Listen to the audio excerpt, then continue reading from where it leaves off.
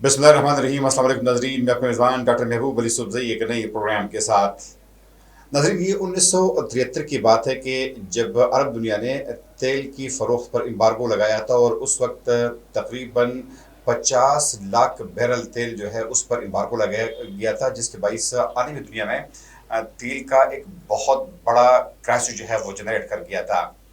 उस दिन न सिर्फ मगरबी दुनिया बल्कि अमेरिका और पूरी मगरबी दुनिया ने मिडल ईस्ट को, अरब दुनिया को ये दरख्वास्तें वो करते रहे कि आप इस एम्बार्गो को ख़त्म करें, क्योंकि पूरी दुनिया की मीशत जो है वो मुसलसल जो है मुतासर हो रही है। लेकिन किसी को क्या अंदाज़ा था कि साल 2026 में जब ईरान और इसराइल के दरमियान जंग शुरू होगी, जब इसराइल और अमेरिका ईरान पर हमला करेंगे तो उसके बाद अपनाए हरम्स को बंद कर दिया जाएगा और उसके बाद तेल का एक नया बुहान शुरू होगा। यानी आप अंदाज़ा करें कि इस वक्त साल 2026 में यौमिया तकरीबन 1 करोड़ बैरल तेल जो है उसको बंद कर दिया गया है या उसमें कमी आ गई है, जिसकी वजह से पूरी दुनिया जो है वो एनर्जी क्राइसिस का सामना कर रही है, जिसकी वजह से आलमी मीशत जो है मुसलसल मुतासर हो रही है। और न सिर्फ पाकिस्तान, न सिर्फ साउथ एशिया बल्कि पूरी दुनिया की, मगरबी दुनिया की जो ममालिक है वो चीख रहे हैं कि ये जंग कब ख़त्म होगी, क्योंकि अगर ये जंग बर वक्त ख़त्म नहीं होती तो जो इन्फ्लेशन है, ख़ास तौर पर जो कोरोना के बाद दुनिया ने कदरे सुख का सांस लिया था, तो दोबारा दुनिया जो है एक नए क्राइसिस की तरफ मुसलसल जो है वो बढ़ रही है।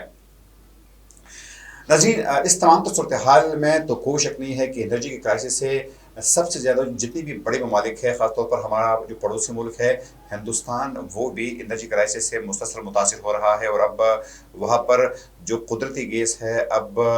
LNG जो है उसकी वजह से वहाँ पे सिलेंडर्स में, गैस सिलेंडर्स में इजाफा हो रहा है और लोग जो है वो अब उनकी चीखने की आवाज़ें सुनाई दे रही है।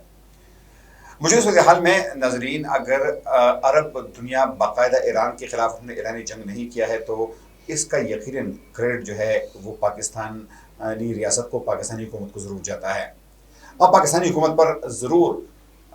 100 बातों पर तहकीक कर सकते हैं, लेकिन मौजूदा क्राइसिस में जो पाकिस्तानी रियासत ने किरदार अदा किया है तो यकीनन उसको अप्रिशिएट भी करना चाहिए। पाकिस्तान की खारिजा पॉलिसी जो है वो जिस तरीके से कामयाबी की तरफ जा रही है तो यकीनन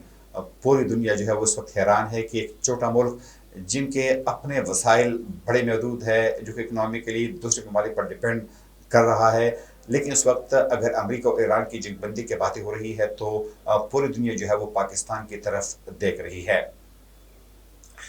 नाज़रीन, इस हवाले से फाइनेंशियल टाइम्स जो है, जो कि एक बहुत मुनफरिद अखबार है दुनिया का, उनकी रिपोर्ट भी आई है कि पाकिस्तान के पॉलिसियों के नतीजे में इस वक्त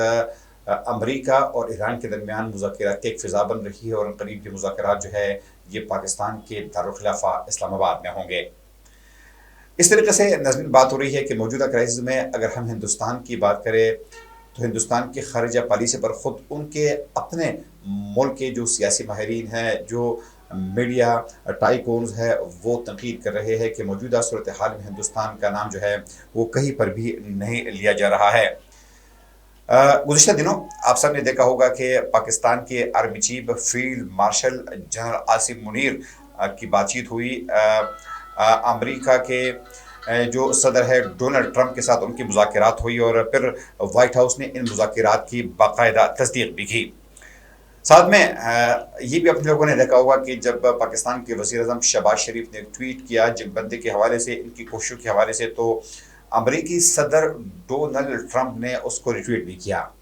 इन्हें आप अंदाज़ा लगाए कि कैसा वक्त भी था कि हम अमेरिकी सदर के टेलीफोन कॉल का इंतज़ार करते रहे, लेकिन वहाँ से टेलीफोन नहीं आता था, मुबारकबाद का मैसेज नहीं आता था। लेकिन आज डोनाल्ड ट्रंप जो है उनकी बातचीत होती है पाकिस्तान के आर्मी चीफ के साथ और फिर पाकिस्तान के वज़ीर-ए-आज़म का ट्वीट जो है उसको रीट्वीट भी किया जाता है।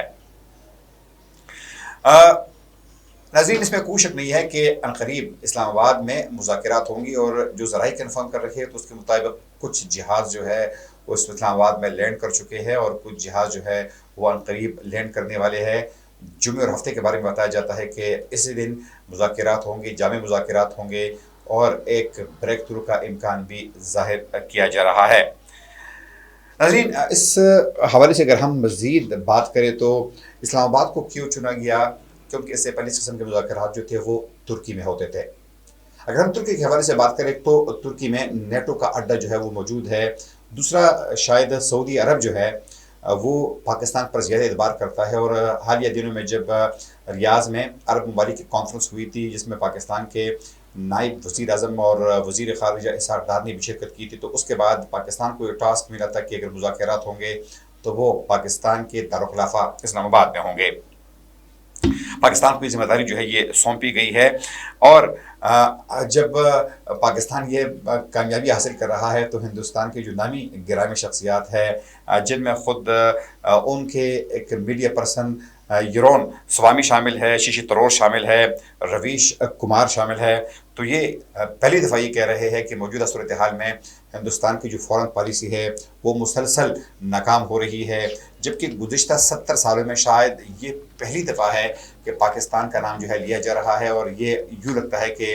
پاکستان نے شاید اب خارجہ پالیسی میں کم از کم موجودہ صورتحال کی حد تک ہندوستان کو شکست بھی دی ہے اور ہندوستان کو کافی پیچھے بھی دھکیل دیا ہے. اس کے علاوہ ناظرین اگر ہم بات کریں کہ جو بات چیت کے حوالے سے بات ہو رہی ہے تو سب سے پہلے امریکی حکومت نے جو اپنے 15 نکات شامل کیے ہیں تو پاکستان کے ذریعے وہ 15 نکات جو ہے وہ ایران تک پہنچائے گئے ہیں، اور ان نکات میں جو اہم باتیں شامل ہے اس میں سب سے پہلے یہ ہے کہ ایران جو اس وقت یورینیم کی افزودگی کر رہا ہے جو کہ کسی بھی ایٹم بم بنانے کے لیے بہت اہم ہوتا ہے، تو امریکہ کا مطالبہ یہ ہے کہ وہ اپنی یورینیم جو ہے وہ امریکہ کے حوالے کر دے. ساتھ میں یہ بھی کہا ہے کہ اس حوالے سے 1 مہینے کے لیے فوری طور پر جنگ بندی کا اعلان کر دیا جائے گا اور بعد میں ان کا جائزہ لیا جائے گا. جبکہ ساتھ میں ایک پوائنٹ یہ بھی ہے کہ اس ریجن میں جو ایران کے پراکسیز ہے تو ان کی مدد جو ہے وہ ایران بند کرے، چاہے وہ حماس ہے، وہ حزب اللہ ہے، وہ حوثی باغی ہے، تو ان کی مدد جو ہے وہ ایران بند کرے. یہ بھی مطالبہ کیا جا رہا ہے کہ ایران کا جو میزائل ٹیکنالوجی ہے ایران کی اس کا رینج جو ہے وہ کم کیا جائے، جبکہ ابنائے ہرمز جس پر اس وقت ایران کا کنٹرول ہے تو اس پر امریکہ اور ایران کا جوائنٹ کنٹرول ہونا چاہیے، صرف ایران کا کنٹرول نہیں ہونا چاہیے. ساتھ میں یہ بھی کہا جا رہا ہے کہ اگر ایران یہ تمام شرائط تسلیم کرتا ہے تو ایران پر فوری طور پر جو پابندیاں لگائی گئی ہے امریکہ کی جانب سے، عالمی دنیا کی جانب سے، تو وہ اٹھا لی جائے گی، اور پھر ایران کو عالمی دنیا میں اپنا پیٹرول جو ہے وہ فروخت کرنے کی اجازت بھی ہوگی، اور اس طریقے سے ایران کی معیشت جو ہے وہ گرو کر سکتی ہے. تاہم ذرائع کے مطابق ایران نے یہ تمام شرائط جو ہے امریکہ کی اب مسترد کر دی ہے، بلکہ ساتھ ایران نے اپنی شرائط جو ہے وہ اب رکھ دی ہے، اور سب سے پہلے ان کا مطالبہ یہ ہے کہ مشرق وسطیٰ میں جہاں پر بھی امریکہ کے اڈے موجود ہے تو ان تمام اڈوں کو بند کیا جائے. اس ریجن میں امریکہ کا کوئی اڈا نہیں ہوگا ایران کے مطابق، جنگ بندی فوری طور پر کی جائے، جبکہ ساتھ میں ایران کا یہ بھی مطالبہ ہے کہ ان کو گارنٹی دی جائے کہ مستقبل میں کسی بھی طور پر ایران پر اس قسم کی جنگیں مسلط نہیں کی جائے گی. جتنا نقصان ہوا ہے ان کا یہ کہنا تھا کہ ان کا ازالہ کیا جائے، ان کا جتنا نقصان ہوا ہے تو امریکہ جو ہے ان نقصانات کا بوجھ خود اٹھائے اور ایران کو ہرجانہ ادا کرے، جبکہ اپنے ہرمز کے بارے میں ایران کا یہ کہہ رہا ہے کہ یہ ان کا ایکسکلوسیو اس پر حق بنتا ہے اور اس کا حق جو ہے یہ تسلیم کیا جائے. نظر یہ تمام باتیں ہو رہی ہے، لیکن سب سے اہم بات یہ ہے کہ دونوں فریقین ایک دوسرے کی شرائط اس لیے بھی نہیں مان رہے کہ اب جو اہم مذاکرات کار تھے کم از کم ایران کے حوالے سے جو علی لریجانی صاحب کا نام لیا جا رہا تھا چونکہ ان کو شہید کر دیا گیا ہے، تو اس وقت جو ایران کے مذاکرات کار ہے تو لگتا یوں ہے کہ وہ زیادہ صغیر موقف رکھنے والے لوگ ہیں اور مذاکرات پر زیادہ یقین بھی نہیں کرتے. خاص طور پر علی لریجانی کے قتل کے بعد جو ہے محمد باغراب جن کو اب ایران کی سیکیورٹی کونسل کا سربراہ مقرر کیا گیا ہے، تو ان کے بارے میں یہ کہا جا رہا ہے کہ وہ مذاکرات کے زیادہ حق میں نہیں ہیں. تاہم ایران کے جو لوگ جن کے بارے میں کہا جاتا ہے کہ وہ نسبتاً نرم گوشہ رکھتے ہیں مذاکرات کے لیے، تو ان میں اس وقت ایران کے جو وزیر خارجہ ہے عباس عراقچی، ایران کے صدر مسعود پزشکیان اور ان کے ایک اہم لیڈر ہے غالباف، یہ وہی لوگ ہیں کہ جن کے بارے میں کہا جاتا ہے کہ ممکنہ طور پر اگر مذاکرات کی کامیابی بھی ہوگی تو یہ ان لیڈرز کی وجہ سے ہو سکتی ہے. تاہم ناظرین جس طرح ہم نے پہلے کہا تھا کہ اس وقت صورتحال یہ ہے کہ پاکستان سمیت پوری دنیا جو ہے وہ اس جنگ کے باعث کرائسس کا شکار ہے، اور اگر ہم صرف پاکستان کے حوالے سے بات کریں تو پاکستان کی تقریباً 90%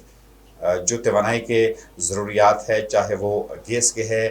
چاہے وہ پیٹرول کے ہے، تو وہ صرف گلف سے پوری ہوتے ہیں. لیکن اگر یہ جنگ طویل ہوتی جائے گی تو یقیناً پاکستان میں سب سے بڑا مسئلہ ہوگا،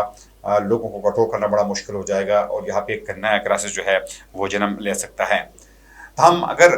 مذاکرات ناکام ہوتے ہیں، جس طرح کہا بھی جاتا ہے کہ ایک چانس یہ بھی ہے، کیونکہ اس کی ایک وجہ یہ ہے کہ اس وقت امریکہ نے اپنے مزید 3000 فوجی جو ہے وہ مشرق وسطیٰ بھیجنے کا اعلان کر دیا ہے. ساتھ میں 5000 میرین جو ہے وہ بھی مشرق وسطیٰ جو ہے وہ بھیجے جا رہے ہیں. جبکہ امریکہ کے جو وار اسٹریٹجی ہے یا دیگر جو اہم سامان ہے وہ مشرق وسطیٰ پہنچایا جا رہا ہے. اور یہ میں اور آپ نہیں کہہ رہے، یہ دنیا کی کریڈیبل ایجنسی ہے جس کا نام ہے ایسوسیٹڈ پریس، ان کا یہ دعویٰ ہے کہ یہ سب کچھ جو ہے یہ کیا جا رہا ہے. اللہ کرے کہ